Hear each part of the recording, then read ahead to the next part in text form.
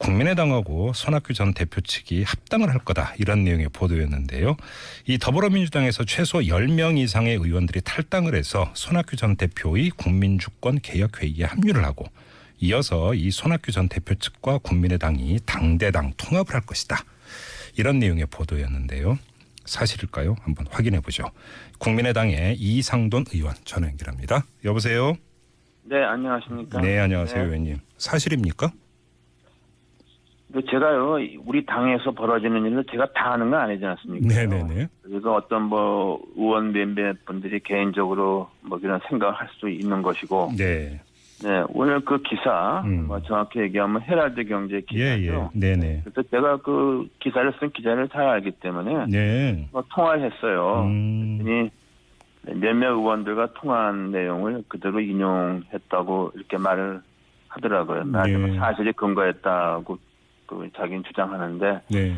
제가 보기에는 거기에 어떤 그런 말씀을 하신 의원들이 네.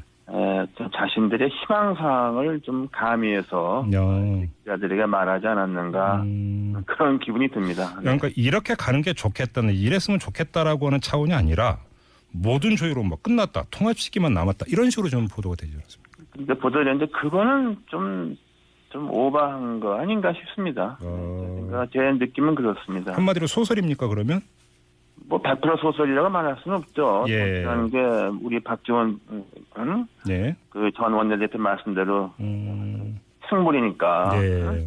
모든 가능성이 있지만은 네. 그렇게 쉽게 이루어질 일은 아니라고 저는 생각합니다. 그러면 의원님의 말씀에 따르면 최소한 당 안에서 이게 공유되고 공감되고 있는 건 아니다. 이것만은 분명한 사실이라는 거잖아요.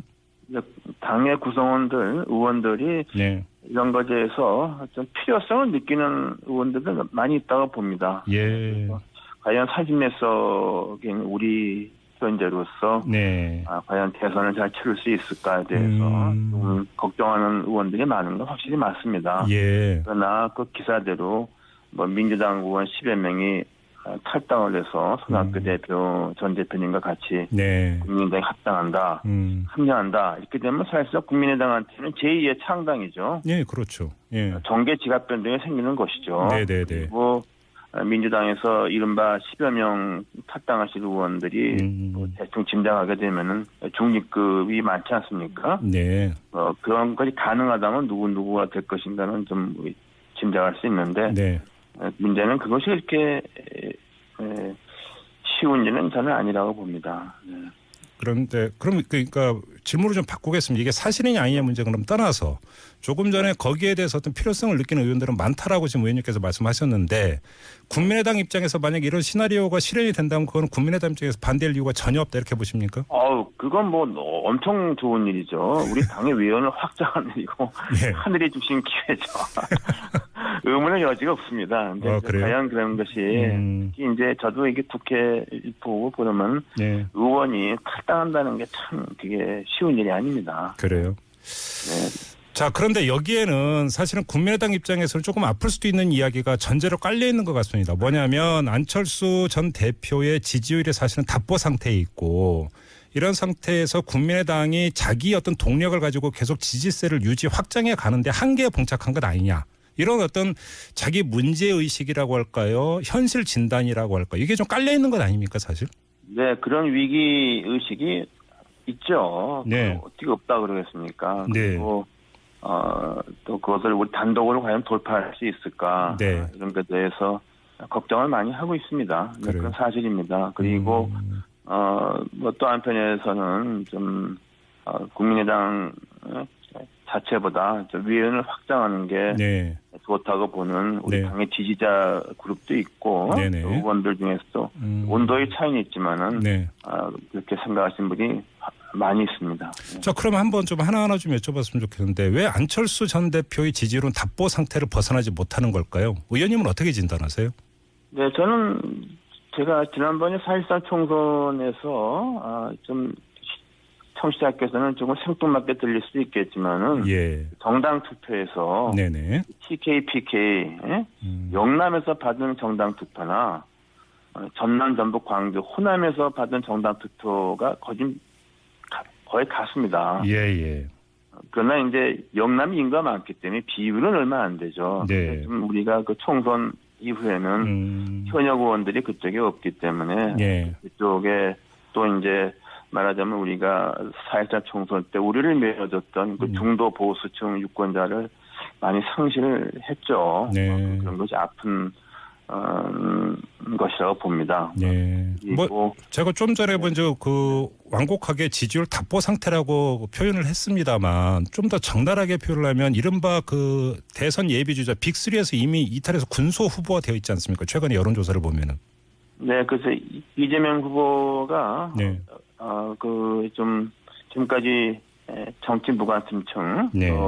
무당파 심지어 이제 우리를 지지했던 층, 젊은 층의 지지를 가져가서 네. 결국은 이제 민주당의 지지층을 갖다 결집해 주는 셈이 됐습니다. 네. 그렇기 때문에 지지율이 많이 떨어진 거는 뭐 부정할 수 없습니다. 물론 지지율이라는 것이 좀 통계가 정확하냐, 정확하냐 말할 수 있지만은 이게 다 아시겠습니다만은 총선보다는 대선 지지율이 오히려 정확도가 낮죠. 예. 더 정확하다는 건 다 아실 겁니다. 그래서 그런 걸 좀 무겁게 받아들이고 있습니다. 그러면 안철수 전 대표의 정치적 캐릭터 설정이나 정치적 좌표 설정이 지금 잘못돼 있다고도 볼 수 있는 것 아닙니까? 그러면? 네, 그런 점이 좀 어려운 면이 있습니다. 그래서 우리가 우리 그 안철수 대표가 트레이드 마크처럼 얘기했던 안 보는 보수, 또 정전의 진보, 사실 뭐 그걸 갖다 그렇게 칼로 두부자로 그렇게 말할 수 있는 건 아니지만은 대체로 그런 것을 우리 지지했던 유권자들이 기대했다고 봐야 되겠죠. 근데 요즘은 그거 유승민 의원이 얘기하던데요. 네, 유승민 의원이 그렇게 돼버렸어요. 그래서 유승민 의원과 차별성을 상실했고, 또 어떻게 보면은 그 민주당 우리가 여러 가지 이슈에서 민주당과 거의 같은 보좌를 했기 때문에 그래서 좀 그리고 이제 특히 이제 새누리당에서 이탈해온 이른바 개혁 보수 신당이 말하자면 4.14 총선 때 우리를 지지했던 중도 보수층을 또 가져가지 않나 이런 뭐 좀 우려를 하고 있습니다. 그러면 반등 가능성이 있다고 보세요? 네, 그 점이 어려운 문제입니다. 그래서 이제 말하자면은 좀 많은 의원들 사이에서 외연 확장의 필요성을 제기하는 것이 그런 맥락과 관계 있다고 봅니다. 그 연대 얘기하시는 거죠? 자, 그러면 한번 그래서 이 점을 여쭤봐요. 자, 그러면 손학규 전 대표 측하고 만약에 손을 잡는다고 가정을 하죠. 근데 그러면 손학규 전 대표가 갖는 정치적 파괴력과 확장력이 그렇게 클까요? 네, 이제 손학규 전 대표의 지지력은 수도권 호남에 또 이제 거기다가 이제 안철수 대표 기존 지지층 또 이제 희망하기는 김종인 전 대표 또 정의화 전 의장 같은 분이 좀 큰 병풍처럼 그런 모습을 보이면 좋겠다고 생각합니다. 그러나 저는 또 제 개인적인 생각입니다. 박기문 총장은 또 이렇게 제가 말씀드린 여러분들하고서는 좀 뿌리가 좀 다르지 않나, 이미지 다르지 않나, 저는 그렇게 생각합니다. 제가 왜 손학규 전 대표의 그 파괴력을 질문을 드렸냐면 손학규 전 대표의 지지층과 안철수 전 대표의 지지층은 거의 겹치지 않습니까, 사실? 네, 많이 겹칩니다.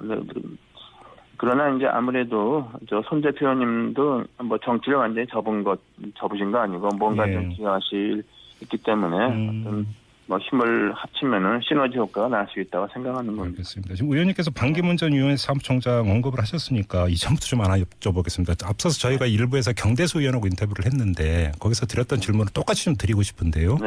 안철수 전 대표가 5일에 미국 가죠. 그리고 이제 반기문 전 총장은 12일에 귀국을 한다고 하는데 7일에 어떤 겹치는 기간인데 이때 미국에서 두 사람이 만나는 거 아니냐 이런 추측이 나오고 있습니다. 그건 저는 거기에서 아는 바가 없습니다. 전혀 아시는 바가 없고요. 전혀 아는 바 없습니다. 그리고 또 한 가지는 반기문 전 총장이 엊그제 이 중대 선거구제로의 개편을 언급을 하면서 안철수 의원의 입장이 옳다 이런 취지의 발언을 한 것으로 전해져서 또 주목을 끌었는데 이것저것 다 떠나서 반기문 전 총장과 연대 가능성은 어떻게 점치세요? 저는 우리 의원들 생각, 우리 당의 지지 확대도 중요하지만은 네. 과연 우리 국민의당과 또 손학규 전 대표를 지지하는 층이 네. 반기문 총재 지지하는 층과 뭐 상당한 부분 겹칠 수도 있지만은 네. 상당히 좀 뿌리가 상당히 다른 면도 많이 있다고 봅니다. 예. 그러면 시너지 효과보다는 오히려 갈등 소지도 상당히 많다 이렇게 보시는 거네요. 그럴 소지도 있다고 봅니다. 저는요. 그래요. 저는 어디까지나 제 생각이고 또 달리 생각하는 의원들도 있습니다. 그래요. 자, 안철수 전 대표의 미국행을 두고 참 여러 가지 이야기가 나오고 있습니다. 예를 들어서 이제 원내대표 경선에서 안철수 전 대표와 가까운 김성식 의원이 떨어지면서 신기가 불편해졌고 그래서 미국 가는 거 아니냐 이런 추측도 나오고 있는데 의원님은 어떻게 평가하세요? 네, 글쎄요. 그거는 저는 뭐 거기에 대해서 크게 비중을 두었던 것 자체가 좀 잘못이라고 봅니다. 원내대표 경선에요? 원내대표 선거라는 게 사실은 의원들이 간단한 사람들이 아니지 않습니까? 네네네. 원내대표 선거는 왕왕 의원들의 독자적인 판단에 크게 좌우되고 우리 의원들 사이에서는 주승용 원내대표가 좀 하다가 박지원 대표한테 양보했고 해서 주승용 대표가 원내대표 잔여 임기 1년도 아니고 내년 금년이군요. 5월까지니까 하는 거라는 것이 상당한 좀 묵시적인 좀 하자 그럴까 이런 게 좀 그런 분위기 있었어요. 그리고 또 주 의원 자체도 상당히 또 의원들과의 스킨십 같은 거를 상당히 좀 그런 게 좋은 분이죠.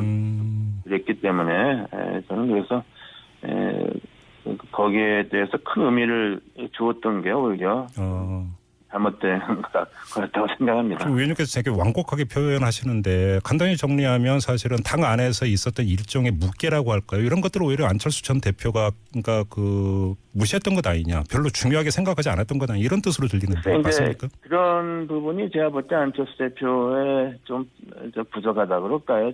그리고 제가 볼 때 안타까운 면이라고 생각합니다. 그래서 그래요? 뭐 그런 부분 다 같이 가고 할 수 있는 것인데 뭐 어떤 당의 흐름, 제가 볼 때는 정치라는 게 흐름이 있지 않습니까? 네네네.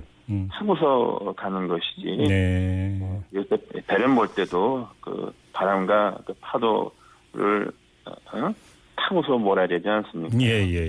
뭐 그런 식으로 정치를 해야 된다고 봅니다. 부족하다고 말씀했는데 그게 바로 이제 정치적 유연성 내지 대응력 이런 게 부족하다 이런 말씀이시네요. 그래서 좀 뭐 좋게 말하면은 뭐라